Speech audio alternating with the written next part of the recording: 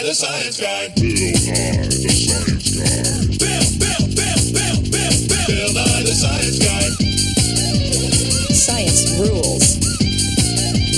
Bill Nye the Science Guy. Inertia is a property of matter. Bill Nye the Science Guy. T-minus 7 seconds. Bill Nye the Science Guy. When you have a need to breathe, respire, and you won't expire. Breathing is part of respiration. That's how we get oxygen from the air so we can run. Or bike. See, oxygen is important because we combine oxygen with chemicals in the food we eat with the energy that we need to swim. Swimming is good exercise, and you have to breathe a lot of oxygen to do it. Now, you can swim around underwater, holding your breath, but you still have to come up here for air to breathe.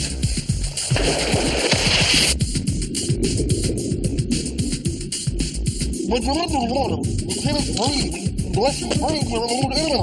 That's what the other hole is for. You know it? That's what it is.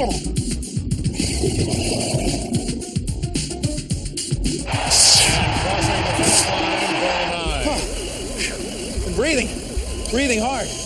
Did you know that you breathe all day and all night, your whole life? When you breathe, you take air inside parts of your body called your lungs. Your lungs are inside your chest, and your chest is airtight. Yeah, still breathing. Take a look at this. It's a rubber balloon breathing simulator of science. Now, these two rubber balloons represent your lungs. This plastic tube represents your upper body. It's the part of your body that lets you do this. And this glass head represents your head. Yeah. Now, in your upper body is a very strong muscle called your diaphragm, and that's represented by this big rubber sheet. Now, watch. When you breathe, your diaphragm goes down. Your lungs fill up. Isn't that cool? That's how you breathe.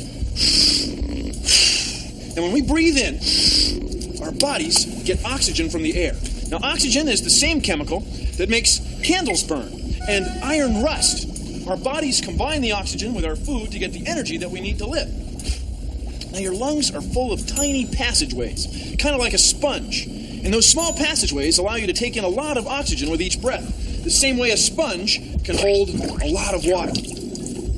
Now, when you're asleep, you breathe about this much air every 4 minutes. But when you're walking around or making Tarzan noises, you use about this much air every minute. And so?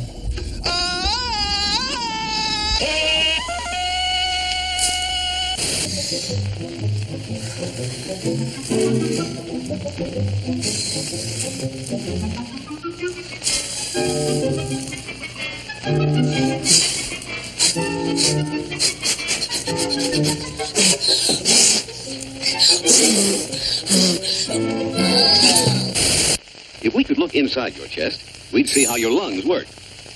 Now, breathe in and breathe out.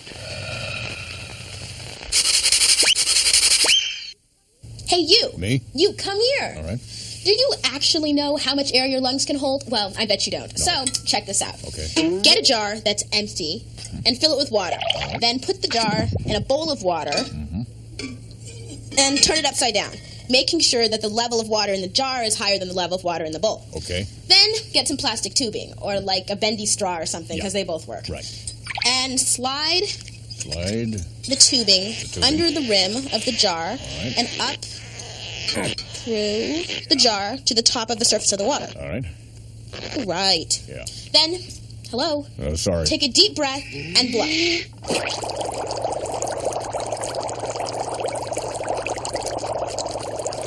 And look, the water level went down. And the air bubble that's left, that represents how much air I forced out of my lungs. Come on, you try it. Well, I don't really want to. We'll see who's full of the... Okay.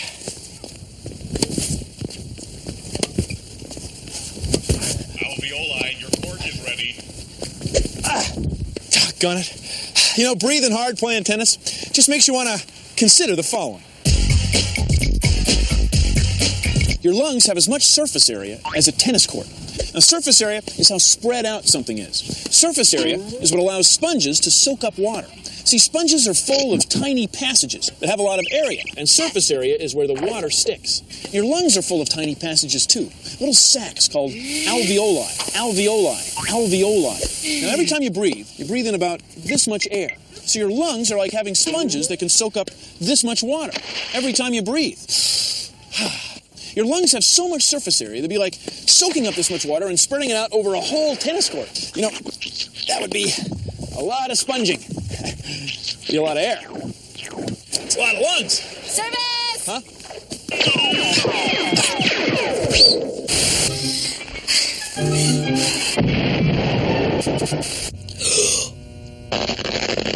You've got two lungs, but they're not exactly the same. Your right lung is bigger than your left lung, and your right lung is divided into 3 parts, while your left lung is divided into 2. Now, why is that? Why is your left lung smaller than your right lung? Because you got a heart. So your left lung has to be smaller, so your heart can fit inside your chest. You got to love your lungs with all your heart.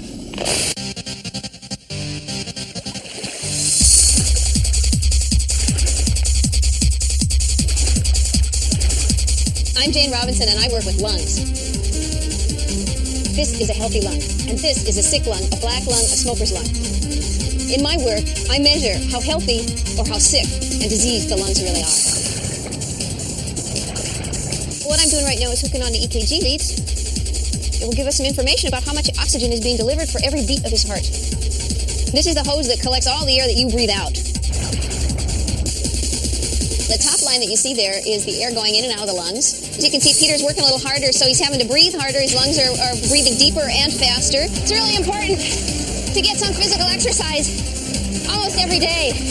Keep your muscles healthy. Keep your lungs healthy. Your muscles can't do any work without your lungs. The next line down is the carbon dioxide. The accumulation of the carbon dioxide in your legs actually burns. It feels like an acid. It's like lemon juice in your legs. And so that's where the pain comes from when you're trying to work at a level more than what your lungs can supply.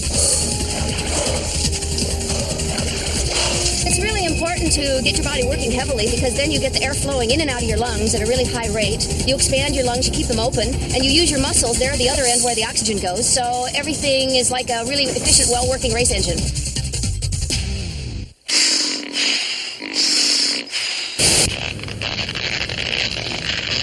We get the oxygen that we need from the air we breathe. That's respiration.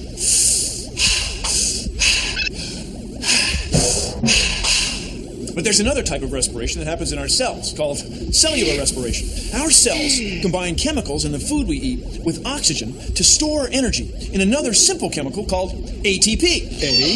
ATP. Adenosine triphosphate. Adenosine triphosphate. Adenosine triphosphate. Here. Once your body has oxygen, it can make adenosine triphosphate. Adenosine triphosphate. Phosphate from almost any food. It can be hot dogs, spinach, or crab meat. Hey, if you like that kind of thing. Your body uses ATP as a sort of chemical battery. It stores energy and then lets it go. Stores it and lets it go. It just keeps going and going and going and going and going and going and going and going and going and going and going and going and going.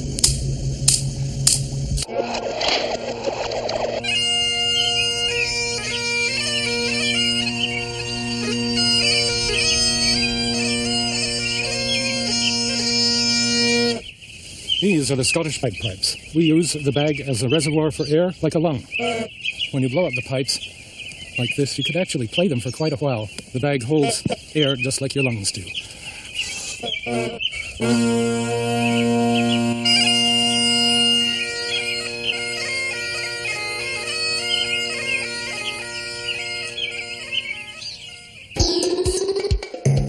You can see how the diaphragm and the lungs work together so you can breathe by getting a hold of an empty pop bottle and then cutting it about this far away from the top. Then, stick a balloon through the top of the pop bottle.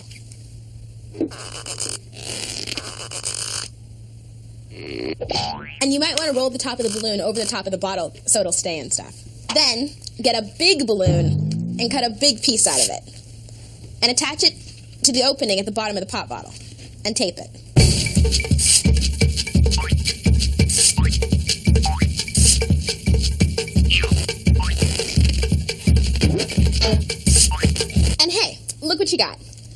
bottle is like your chest, the top balloon is like your lung, and the bottom balloon is like your diaphragm. And look what happens when you push and pull on the diaphragm. The lungs expand or get bigger and contract. That's how we get oxygen to our lungs. Science sure is cool. When you breathe in, your diaphragm pulls down and air rushes into your lungs. It's just like pulling the sides apart on an accordion. See? Then, when you let the sides go back together, air goes out. The same thing happens when you relax your diaphragm.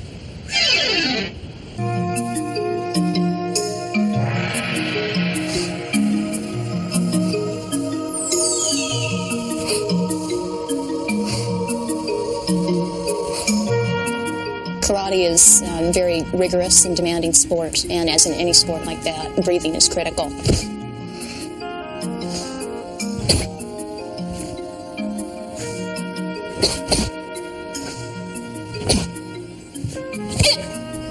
That's where your focus is. In order to have any power or strength in that movement, you have to make sure that your breathing is very controlled.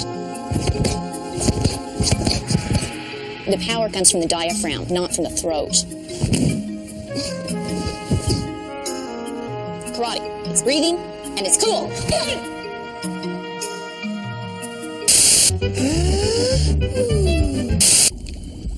Oh, that's just playing with slime.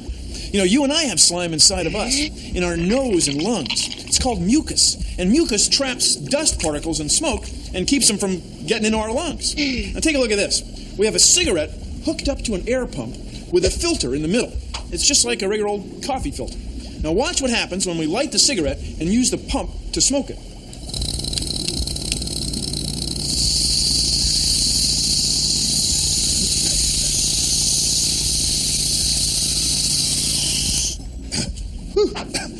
There, we've smoked one cigarette all the way down. Now let's look at the filter. Look, it's brown and black with tar and soot. All that stuff goes in your lungs. Now just think if you smoked a pack of cigarettes, say every month or every week, or some people smoke a pack a day. That's a lot of junk getting in your lungs, getting in your filter, getting in your mucus. So don't smoke. You don't want to end up like this guy.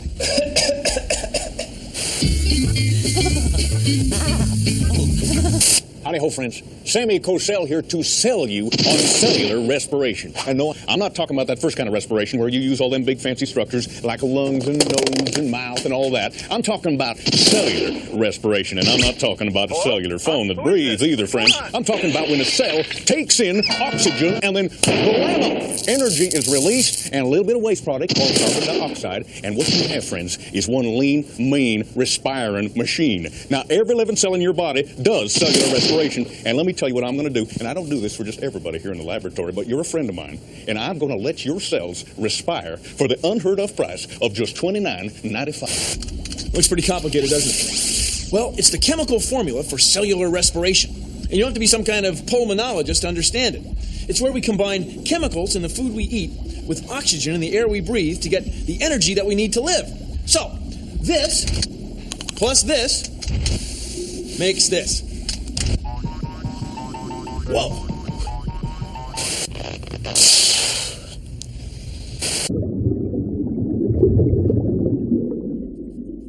This is a hookah. It's the humblest criminal ever. Should examine the material so we could breathe. Without the liver, with the hookah, we couldn't breathe.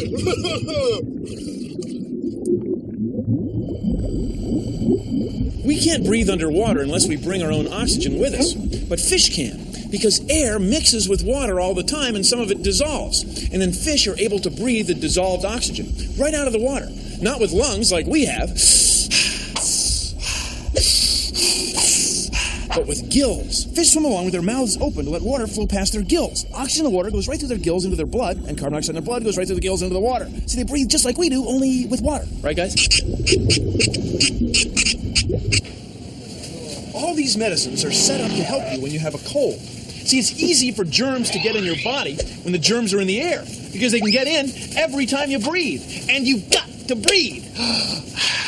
Breath mint, Bill? Now, people not only get sick from stuff in the air, some people have an allergic reaction, like from dust or pollen from flowers. It gives people runny noses and watery eyes. See that? That's the squirting flower for the watery eyes. You should always carry a handkerchief. Now wait. Hold this breath. A little longer. Uh-huh. See what has happened? Your body has used up the air, taken all the good out of it. Every time we breathe in over 10 quadrillion molecules of air. 10 quadrillion, that's 10 million billion molecules of air into our lungs. That's a lot of molecules. And the atmosphere mixes up the air so much that every time we breathe, we might be inhaling at least one molecule breathed in by, say, a great scientist like Galileo. Maybe that was it. I'll try again. No. No. Or maybe it's this one. No. Okay, wait a minute. No. No. No. The room is spinning, Dave. Let's breathe out that bad air. And take a breath of fresh air. Ah, that's better, isn't it?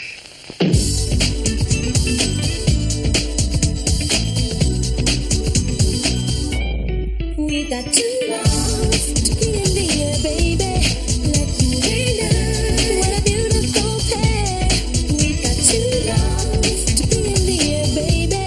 Like you and I. What a beautiful pair. Eat that food, baby. Breathe in deep. Energy to play. Energy to sleep. Inspire always. Something our life must do. And that means me and then there's you. We've got two lungs to breathe in the air, baby. Like you and I. What a beautiful pair. Your two lungs, baby. Taking sweet air. Love to watch you breathe. You're doing it with flair. Lungs inflate, lungs collapse. You got such attitude. Oxygen alone won't do it. You gotta have food. We've got two lungs to breathe in the air, baby. Like you and I. What a beautiful pair.